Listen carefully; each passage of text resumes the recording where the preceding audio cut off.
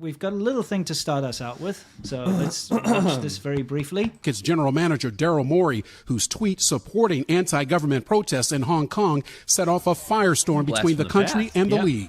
I don't want to get into a feud with Daryl, Morey, but I believe he wasn't educated on the situation at hand, and he spoke. I mean, I guess LeBron James is he's kind of a pioneer. He's evidently very educated, you know, and he speaks. Yeah, especially on CCP affairs. Yeah. I remember what this was all about was, you know, during the Hong Kong protests, they were, you know, protesting for freedom and democracy in Hong Kong. And they got smashed by the CCP. Daryl Morey, he posted out like a tweet to support them. Yeah. And because he did that, NBA got into so much trouble and were cancelled in China, effectively. Yeah. They were boycotted, cancelled. They were going to lose everything, so they had to grovel on their hands and knees. He had to delete his tweet and put out an apology. LeBron James called him out, saying that, you know, he didn't know what he was talking about, basically. Yeah. And so there were a whole bunch of memes. So, you know, this is about celebrities that sold themselves to China. Well, I just want to say that this is an old meme, but it checks out. The reason we're bringing it up is because we found a new shill on the block amongst celebrities, and we're going to end with him. Yes. We want to catch you up. We want to catch you up with everybody. Yeah. So, you know, as you can see, for those of you who are listening and not watching, we've got a couple of memes here. The first one, you've got... you know, during the, what is he?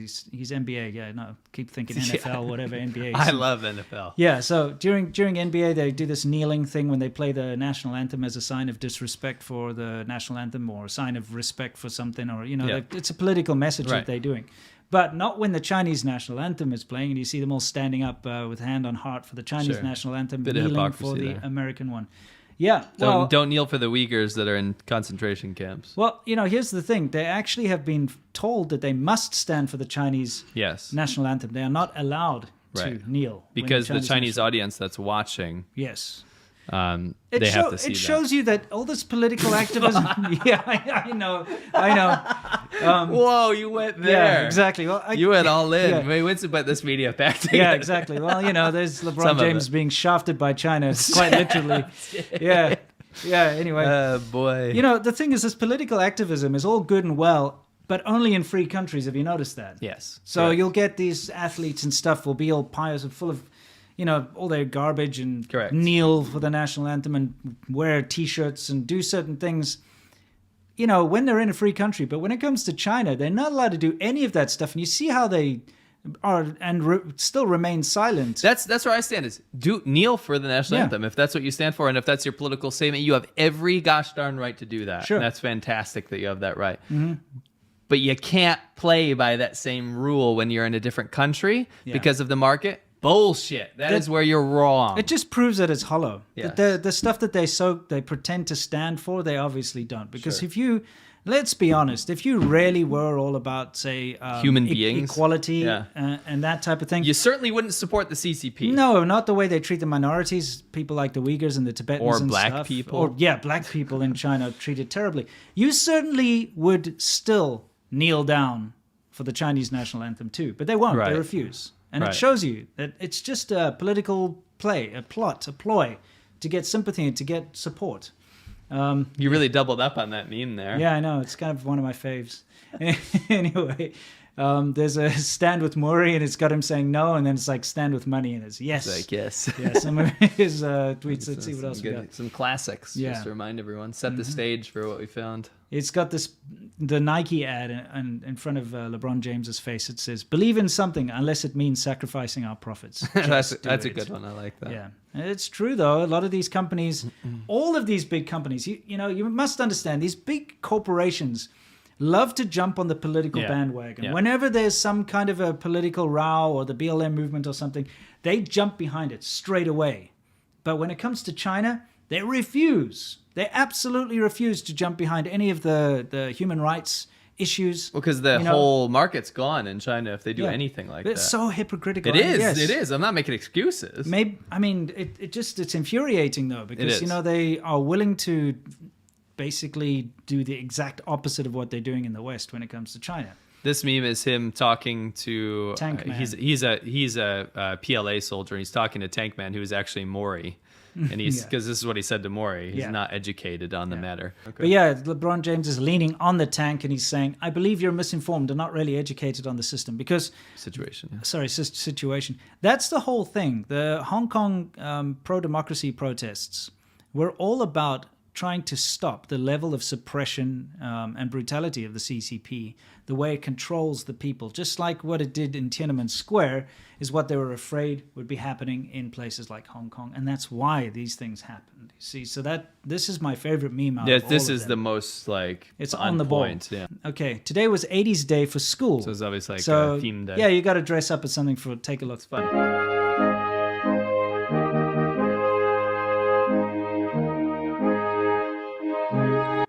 So he's dressed up as Tank Man, which is great. That's awesome. I think that's absolutely fantastic. Hero of a boy. This was in the States, right? Correct. If this was in China, he would be disappeared, just like the original Tank Man. Correct. That's awesome, though. That's a great Halloween costume, actually. It is. Yeah. And it's not like... That is scary. It is scary. It's to scare the world and be like, let's not let this happen again. Yeah. So let's get back to the LeBron James, because we got a few more of them. Don't worry. Okay. We're not done with him yet. Yeah. Okay. So let's move on to the next one. Yeah, here we have another one of those Nike type ads. It says, believe in something unless you're criticizing China. And then it's got a little Chinese flag says, just shut up and dribble. Yep. And of course, one of him as Mao Zedong on the side there. And here's a headline, okay, from October 9th, 2019, which says, NBA now requiring all players to stand for Chinese national anthem. And it just shows you the hypocrisy, the absolute hypocrisy of it all. It's absolutely terrible. Let's see what's next. Yeah, we got him as a cultural revolutionary in one of those typical propaganda posters. Kneeling down for China, you know, the whole usual stuff that you would expect. So that's LeBron James. We're kind of past him now. Yeah. So LeBron James is less funny than the next one. Yeah. There has been a huge uptick in one of our favorites out there, and that is John Cena. John Cena. You can't see him because he's too busy shilling for China. Yes. Little rundown, quick. John Cena, of course, massively popular in the WWE, WWF scene. He was very popular in that scene. But what happened was because WWE was so popular in China, in fact, more popular than here. All my students watched that. Yeah. Super popular. He decided that it'd be a more lucrative market. And my favorite stuff, and unfortunately I couldn't include this stuff because this got my video claimed when I brought it up, but he does these vlogs for WWE in different countries, broadcasts for different countries where he's walking around China and he's like, this is a supermarket. And believe it or not, supermarkets are in the basement of a mall. Isn't that interesting? Yeah. I'm going to go buy some cookies. And he does these shill vlogs, which is hilarious. It's really funny, The most nefarious thing that he did is what he got famous for. Yeah. And that is when it hit westernized. He likes to practice his Chinese. And he gets in front of his little cell phone camera and he says things like Happy New Year or whatever. That's fine, right? Yeah. But I mean, he's smart. He knows, smart. He knows how to He play knows it. that this is where his bread and butter is going to be coming from in the future because, let's be honest, I think his career was kind of waning a little bit. You know, It wasn't as popular in the West anymore. He saw China as this massive market and he started to pander for the market, which is totally fine. That's business. Yeah. You know, and there's nothing wrong with that. The problem does come from this, though. Yeah. And it comes from when he accidentally called Taiwan a country in one of his little streams or whatever. No, it was an interview. Sorry. He was being interviewed for his role in the Fast and the Furious 9. That's right. Okay. 9. Yeah, 9. 9 of them. It's terrible.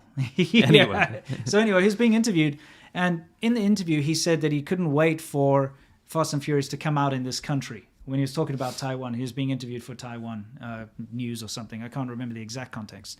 But in essence, he called Taiwan a country, which is a massive, massive no-no in mainland China. Because mainland China, their idea is that Taiwan belongs to China. It's an inseparable part since ancient times, all that kind of stuff. And you may not say it's a country. So he obviously realized his mistake, number one, because he probably started to get bombed by, all these Wumao leaving comments. But I'm pretty sure that his producers and all the people involved in the Fast and the Furious 9 were like, listen, dude, you've just screwed up our chances. You better apologize, otherwise they're going to boycott the movie and it's not going to be watched in China. Right. Absolutely, that's what happened. That's what went down behind closed doors. So he immediately issued a groveling apology to the people of China. And he's like, oh, I have to apologize. I made a mistake. We've got it lined up here. We'll show you his actual I have to apology. make a quick groveling apology. Yeah. Just it's not. I think people misunderstood the making NBA players stand for the Chinese national anthem. We know that it's satire. We get that that's part of that's why it was in the meme collection. Absolutely. Anyway, continue. I just saw some people talking about it. So anyway, guys, the fact of the matter is, John Cena, he issued this groveling apology. Okay, but the problem with his groveling apology is that he couldn't even mention what he'd done wrong. Right. That's how bad it is. You simply cannot mention that Taiwan's a country. So he couldn't even say in his apology, I'm sorry for calling Taiwan a country. He just had to say, I made one very big, serious mistake, and I apologize for it, and I apologize for it greatly. You know? Unfortunately for him, the youngsters out there really caught on to that because it makes you look like a real piece of shit. No, absolutely. And he's groveling. I mean, look, John Cena is supposed to be this macho man wrestler, okay? He's supposed to be a tough guy. Yeah. And he's sitting there like a little boy saying, I'm so sorry. sorry. No, I made such a big mistakes, blah, blah. And it really ruins his image. So we're going to go through a marathon of delicious, amazing memes because what people have done is they've taken the design language of QQ and other really shitty Chinese apps and put that into like groveling apologies with mistranslations of what he's saying and then minusing his social credit score. It's fantastic stuff. Let's take a look. All right, ready? Mm-hmm. 一碗冰淇淋，电视，速度与激动，一冰淇淋。朋友是一个坚韧不拔的在香港这是。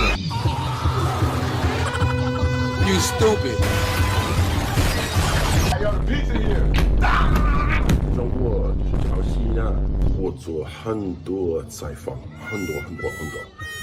所以在一个采访我有一个错误，你们准备？1、2、3，2个礼拜以后 ，Come on， 速度与激情就 ，What's that？ 2个礼拜以后 ，Oh yeah。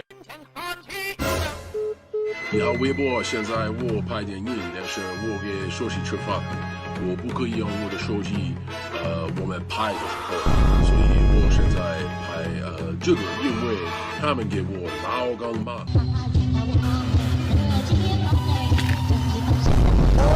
早上好，中国，现在我有冰淇淋，我很喜欢冰淇淋。Don't you feel silly? Don't you feel stupid? 电视《速度与激情9》。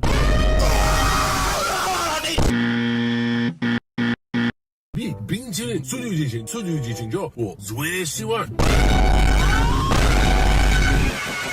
gentlemen。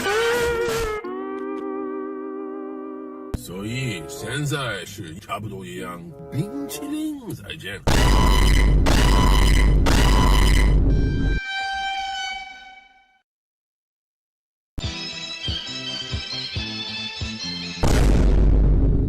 朋友是一个坚韧不拔的纪录片在香港这座城市的设置，主演钱德勒、罗欧斯、吴波斯伊、瑞秋。你好，微博。现在我拍电影，但是我给手机吃饭。朋友是一个坚韧不拔的纪录片在香港是的最高領袖这座城市的设置。浩白。我不知道关于老干妈。朋友是一个坚韧不拔的纪录片。非常好的 chili sauce， 所以现在每天。香港。早上好，中国，现在我有冰淇淋，我很喜欢冰淇淋。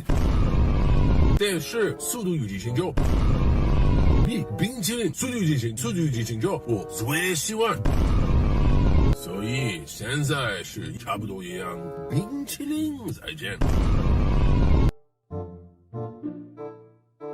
你好，中国，这是叫西亚，我必须说现在。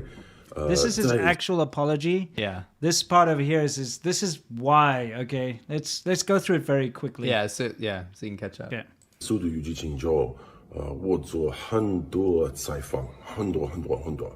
By the way, just got to say, his Chinese it's a weird thing where it's possible. It's possible. Okay. His accent is awful. Yeah. And his tones are awful. Yeah. But I can understand what he's saying. Understand it, but I can understand it because it's very simple. Yeah, it's like It's very like very, memorized sentences, basically. Yeah. But the grammar's wrong too. Yeah, he is speaking Chinese. Yeah. And it is someone that it's like isn't- a 3 out of 10. Yeah, and if someone can understand Chinese, they'll be able to understand Yeah, what he's saying. they'll understand what he's saying. But it's kind of in a goofy sort of a way. Yeah. Yeah, it's like if Goofy spoke Chinese. Yeah. You know, that kind of thing. That's what it sounds like. Anyway. 所以在一个采访我有一个错误。 What was your mistake? 所有人问我，如果我可以用中文，速度与激情9人给我很多资讯 information，所以很多采访，很多 information。 I like how he has to put information in a Chinese accent. 我必须说，现在 Information is a very well-known Chinese word. 很重要。我爱更尊重中国，更中国人。我很抱歉对我的错误，对不起，我很抱歉。 No, he said 必须了解，我 You did say 对不起 quite a lot. 很爱，很尊重中国 Look at this 跟中国人。 Piss, 不好 Groveling. 意思， piss boy groveling. Little piss boy. Yeah, I mean, There's a couple more memes. yeah, he's like, I deeply love and respect the Yeah, Chinese yeah, people. for He, your he listeners. said that multiple times. And it shows you that's because that's his target audience. And it's kind of terrible that you have to say something like that, because just because you said Taiwan is a country doesn't mean that you hate the people and don't No. respect the people of China. No. But that's what it's come to these days. Yeah. That if you mention that Taiwan's a country, that automatically means you disrespect and hate the people of China. Yeah. What kind of a bullshit situation You shouldn't be is this? You should look at that and be like, okay, maybe that was a bad career move, but I can't apologize for that. That's ridiculous. You don't go out there and say, oh, I'm so sorry. I actually really do love all of you. Yeah. Those two things don't even equate. Yeah, well, it just shows you how pathetic this whole like. I was shilling fine has with his got. shilling in the beginning until this happened, and then I was Yeah. like, "Bro, you deserve this hate memes." Yeah, shit. yeah. So let's have what We'll you got write it another out. one or two memes. Yeah, we'll write it out. Okay, here we We go. should be this should be the video you go to see all these. Yeah. 所以在一个采访我有一个错误，你们准备？1、2、3，2个礼拜以后 ，Come on，速度与激情9，我在2个礼拜以后。早上好，中国！现在我有冰淇淋，我很喜欢冰淇淋。电视《速度与激情9》比冰淇淋《速度与激情》《速度与激情9》我最喜欢，所以现在是因为时间。张牙舞爪，健身操，祝您健康，步步高，路的。你好，中国，这是叫西娜。我必须说，现在在《速度与激情9》我做很多采访，所以在一个采访我有一个错误。朋友是一个坚韧不拔的纪录片，在香港这座城市的设置。一个坚韧不拔的纪录片，在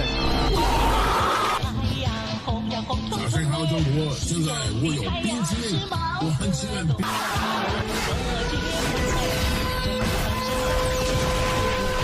我爱北京天安门，天安门上太阳升。我爱北京天安门，天安门上太阳升。我爱北京天安门，天安门上太阳升。我爱北京天安门，天安门上太阳升。我爱北京天安门，天安门上太阳升。我爱北京天安门。早上好，中国！ So anyway, we've got to move on to our next shill, who we have uncovered, which is a big disappointment to both of us. Actually. Yeah, so this is what. Okay, so we have the big dogs. You got John Cena. You got LeBron Mao, or whatever you want to call him. Those are kind of old news. John Cena's coming into the meme sphere right now, so we figured it was a good lead into someone that we were very disappointed by. I'm not going to call this person a celebrity, but it's definitely someone who's influential that we were surprised is actually quite close to home for us. Yeah. He's been interacting with us, kind of. And we are very disappointed to see his stance on a lot of topics. And who might this be?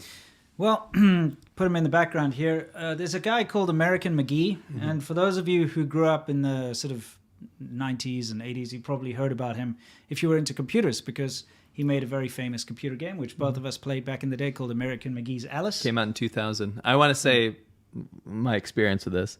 Yeah. I was 13 or 14 years old when it came out, and I had saved up all of my lawn mowing money. Okay. And I was out there mowing lawns, saving up some cash. And I didn't have very much money back then. Yeah. But when I saw in video game magazines when this game was going to come out, I was like, this looks awesome. You basically play as Alice in Wonderland, but it's like super dark. It's like a dark goth version. It's more of like in line with the original novel, right?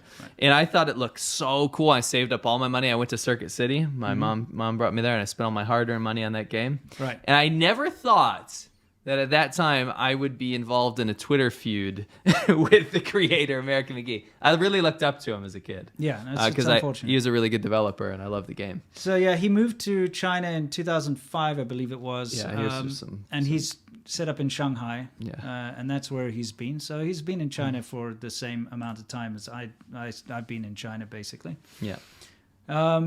And he's been doing his, set up his independent game studios and stuff in China and various things like that. He seems to be focusing on plushie toys and things. It's his main form of business these days. Something like that, yeah. Anyway, the reason we're telling you all of this is it turns out that he's just a massive shill. He's a CCP genocide shill. denier and a champion of the CCP and a hater of the West. I wouldn't know that unless someone implicated me in his tweets. Anyway, so we just have to tell you guys why we're so disappointed is, there's been a very clear form of shilling for the Chinese government, and that is this whole genocide denial. Okay, the genocide denial of what's going on in Xinjiang, and the apologists who are making excuses for it, who are saying that it's necessary for what's going on in Xinjiang with the vocational camps, the concentration camps where they literally take people away from their families and put them through these rigorous sort of training things and brainwash them and make them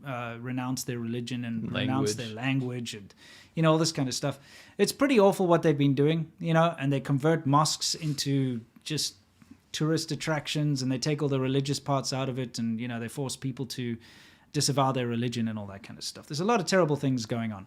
So you get a lot of people that are actually very pro what China's done to the Uyghurs, and he happens to be one of them, which is terrible. That's messed up for two reasons. Number one, it seems so counterintuitive to be living in China when you're a games developer. China's absolutely murdering the game industry. Yeah. With censorship, restrictions.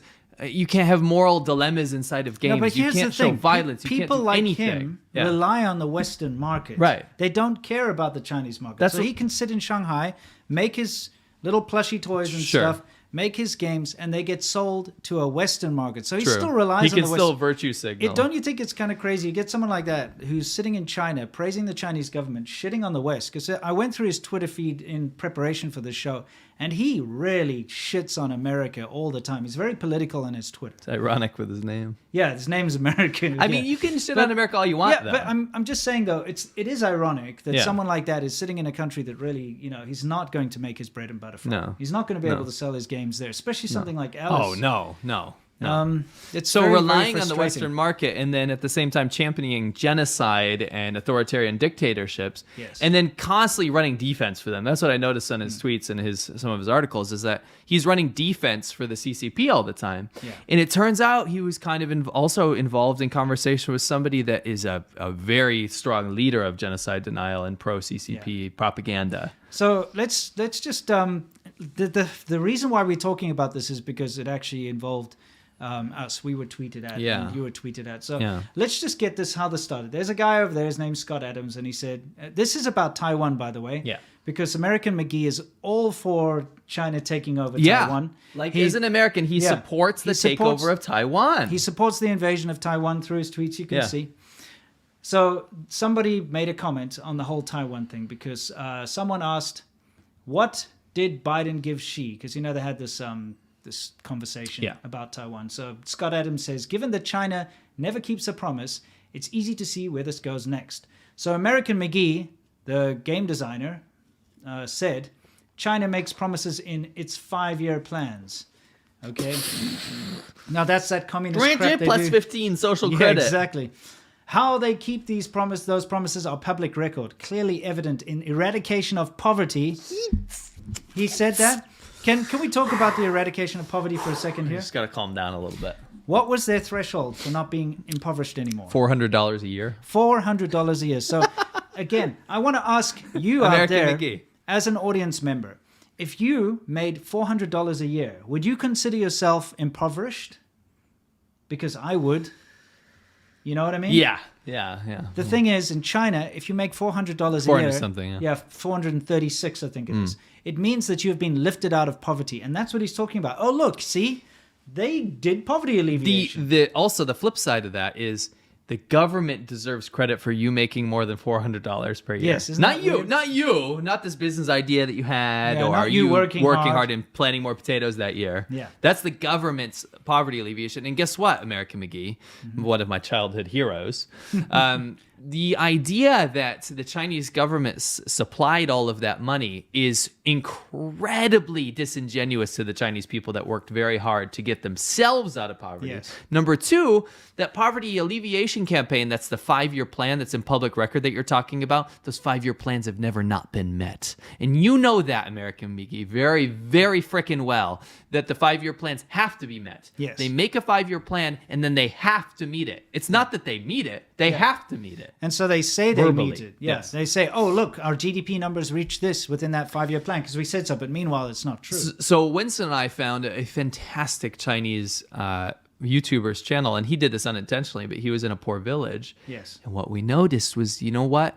The people didn't get any more money. They still didn't have electricity or running water. Yeah. They still had all this communist propaganda everywhere, and they still had dirt huts. Yes. But you know what they did? They made them remove any evidence that it was an impoverished thing. So basically, a social welfare program wasn't allowed to donate Yes. money to them anymore. Yeah, exactly. So the idea that they were out of poverty now was just that they weren't allowed to get stipends anymore because they're not allowed to be poor. Yes. That's what American McGee is talking about. Well, I mean, look, he goes on to say the massive infrastructure projects, etc. Just because your government doesn't keep promises doesn't mean it applies equally elsewhere. So he's just basically saying that the Chinese government can do nothing wrong. They always keep their promises. So somebody said, tell that to the Uyghurs. And this is where it gets into the genocide denial. Because we're calling him American McGenocide. America, It's like a McDonald's genocide. Exactly. Can I get a McGenocide, Yeah, please? exactly. So You'll have to anyway, go to China for that. He says the Chinese put pictures of their ethnic minorities along with their language on the currency. This is some Whatever else selective... you're hearing is Western propaganda sold to you by the same liars who said used WMDs to sell you war on Iraq. Okay, first of all, he shows pictures of 3 Chinese banknotes. They happen to be the lowest, most worthless banknotes. Yijiao, which is how many like US cents? It's like a 0.00. If you can bring that up, that'd be great.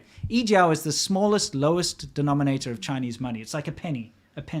Something like that, right? Yeah.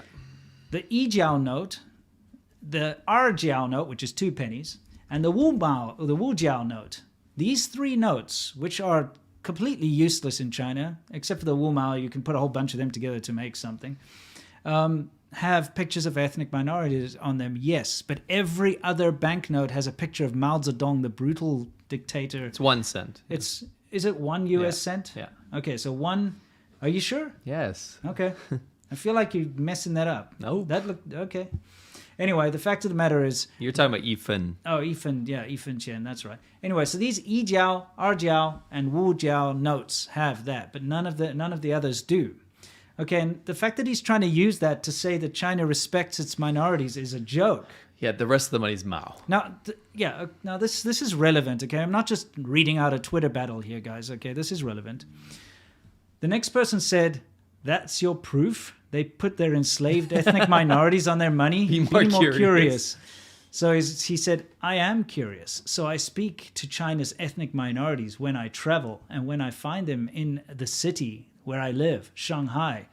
You know, that's the thing. These foreigners who live in Shanghai think they know China, but Shanghai is the most Western, most sophisticated How convenient. part of China. So, you know, the people that end up in Shanghai aren't the far-flung ethnic minorities who are being oppressed. That's for sure. So, it's kind of shitty for him to think that's a good, yardstick. Anyway, he says, oddly, for an enslaved population, they have more mosques in China than in the USA. And there are Muslim restaurants on every major street. Look it up. Okay, so just because what makes a restaurant Muslim? Yeah, it doesn't matter. The fact of the matter is, of course, there are more mosques in China. Yeah, there's more Muslims. Because there are more people. Yeah, and more Muslims. You know what? There are also more criminals in China. There are also more rapists in China. There are also more teachers in China. There are also more, I don't know, construction workers in China than anywhere else. Cartons of milk. Yeah, there's more potholes in the road. There's more of everything because there's more population. It's a dumb metric. The fact of the matter is that this becomes relevant now because this is where you get dragged into the conversation. Yeah, and this is where I was shocked. I was like, wait, American McGee? I got excited. Yeah, exactly. And I started going through his stuff and I was like, oh, shit. Oh, no. Yeah, so somebody actually tweeted at you this thing about... I said, is he right, Lao 86? And I said, yeah, there are more mosques in China and they are state-run. And that's the point. These are state-run mosques. Just like I'm Catholic, right? Yeah. The Catholic Church in China is illegitimate because it can't report to Rome, right? It has to follow the CCP. So same with mosques. They're all state-run. They're state-monitored, state-surveilled. Yes. They're state-censored. State-censored. And hives for people to get nabbed, right? Yes. So state-run and state-surveilled. Islam does exist in China and has less to do with what's happening to the Uyghurs than people think. The current genocide of the Uyghurs is because they're ethnically distinct from the Han Chinese, and I maintain that. The main reason that Han Chinese, the government, the CCP, is genociding the Uyghurs is because they're the most different from Chinese people. Yes. So anyway, after that, we started to look through some of his tweets, and so he's been going on about this genocide denial and excusing the behavior of the Chinese government for some time. Yeah. So he said to some random person, how do you know what you think you know? Who do you trust? The people who actually live in China or U.S. intelligence agencies who have publicly stated that they consider China's rise the greatest threat to American dominance? Look deeper. This is where it was shocking. This is where he starts to share a very well-known genocide denier's video, okay? Terrible person who works for the CCP as proof, okay? This is really quite crazy. So someone actually replied to him and said, wait, what? Do you deny the Uyghur genocide? Even they're shocked. Yeah, because most people wouldn't think that. No. This guy is, very... I don't know how to put it, but, we'll give you one or two more here. Someone said, I'm not sounding like the brainwashed one American. He's talking to American McGee, obviously. It sounds weird. His name really messes up the sentence. Yeah, it messes up, yeah. So somebody said, I'm not sounding like the brainwashed one. The idea of taking 1.5 million people and locking them up until they no longer believe what they believe, forcibly enacting your will on them is torture. Anyway, and this is the coup de grace here. Yeah. So he says, have a listen to this. And he shares that stupid genocide deniers video again. Would have sent you the link earlier, but I was preparing breakfast while defending myself from unfounded attacks. Yeah. Where's the attack? Yeah. Why is it always attack? Yeah, you're if someone disagrees with you, now you're getting attacked. So he says, China suffered a series of brutal terrorist attacks led by Muslim extremists. Look it up. The response was to de-radicalize a portion of the population. Can I just, before you go on there, yeah, does he not sound like a neocon then? The whole de-radicalization, anti-Islam thing. I'm saying whether you are a neocon or neo-lib or whatever you are, his greatest enemy, the neoconservatives, does he not sound like exactly what he says they are? Exactly. The response was to de-radicalize a portion of the population. When Americans were attacked by the same ideology, they destroyed multiple countries and killed or displaced millions. Okay, so that's what you hear a lot. This is the whole thing. They make excuses for the way China has cracked down on the Uyghurs and the Muslims. They always say, because they're terrorists and they're responsible for extremism and stuff like that. And then they always have to say, and America did something bad too. For people like me who are not American, when I get into these arguments, it's really annoying because this whataboutism doesn't change the fact that what China's done to the Uyghur minority is terrible. That guy, I don't know who this guy is, but he says, you once again failed to keep America out of it. And that's a typical symptom of these conversations. He says, just because the country I live in is shitty doesn't mean China is right in its attempts to de-radicalize their own people by locking them up and torturing them. Those people had nothing to do with the attacks. They're just Islamic. And I would mirror that sentiment. That's correct. So, this is the unfortunate thing. But it turns out that, here he goes in again. He says, American McGee says, I can't criticize China in relation to the way they handled their response to those attacks because it's exactly what I wish Americans had done instead of waging pointless, murderous wars. So what he wants America to have done is to go and lock up all Muslims. First discriminate. Yeah, first, okay, so Muslims are the problem. Carve them out. Is what he's saying. Yeah. Let's take them out of the population, put them in camps and de-radicalize them. That's what he wanted America to do. Just because of their religion, according to him. Yes, and just because some terrorists attacked on 9/11. So now it's good to generalize all of them. Yeah, that's instead what he of wants. having a free country where you can practice whatever religion that you'd like to. Exactly. Yeah, exactly. Anyway, it turns. I was shocked. Yeah, me too. It turns out that this guy supports all of the CCP's, campaigns. Well, for most part, yeah. No, like all of the big ones. Okay? Yeah, the big ones. Yeah. So here's another thing: people in China are free.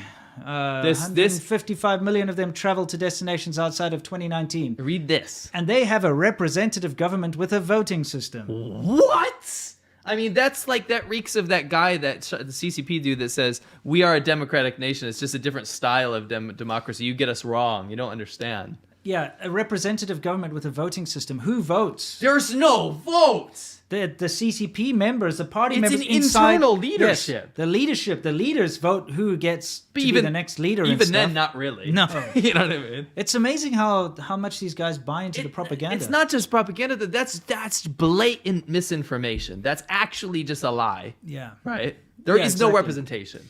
And then, of course, the whole Taiwanese issue, he's all on China's side of this one as well. It's like, the 400K... This is worrying. 400K plus Taiwanese who live and work in China are relying on the US to rescue them if they feel threatened? ?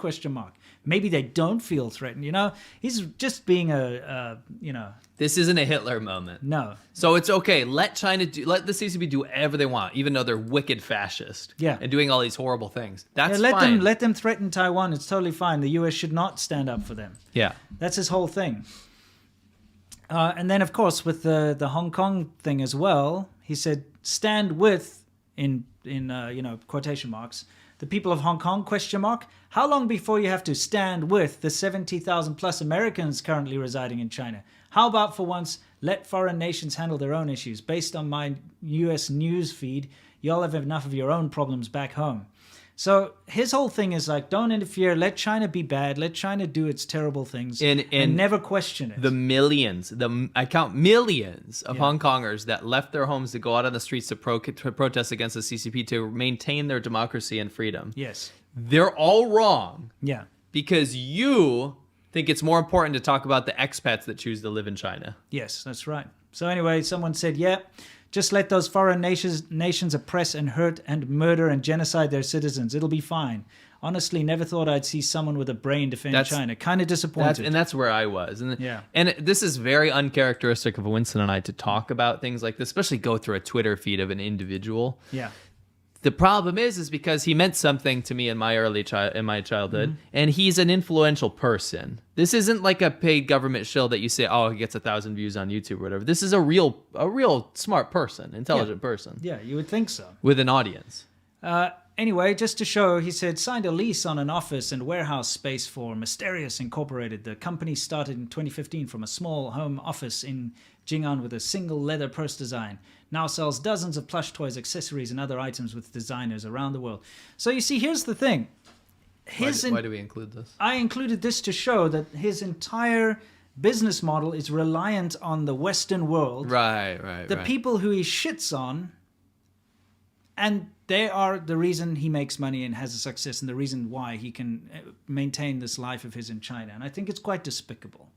You know what I mean? That's the reason why I included this. Yeah, absolutely. Because he obviously is a massive genocide denier, cares nothing about the people in Xinjiang, the minorities who are actually being oppressed, the Taiwan issue, which the of Hong course, Kongers. the Hong Kong protesters. And this is something you find with all of the shills. They started out with demonizing the Hong Kong pro-democracy protesters, calling them all like violent thugs and all that kind of stuff, by giving examples of a few bad eggs, right? And then they try to paint them all with the same brush. Then they moved on to the Xinjiang issue, calling them all extremists, saying that the way China handled them is good, which is what he's done. All of the shills do this, bar none. Every single one of them have said this kind of thing. And then now the Taiwan issue, because that's the next big issue. They defend China's actions and its warlike actions, saber rattling. It's sending the planes into the airspace. It's all this kind of stuff. They defend that too. So it's just very, very disappointing, like you said, to see someone who, another celebrity, because he is a celebrity. Yeah, he's for sure. In the gaming world, everybody knows American McGee. We definitely know him. Yeah, we knew him. I think most of our audience probably know him. Yeah. And to find out he's just a piece of shit shill is very disappointing. Yeah. And it shows you that no one's above this. It's very easy to fall. Yeah. Very easy to fall hard. Good point. Yeah. Good point.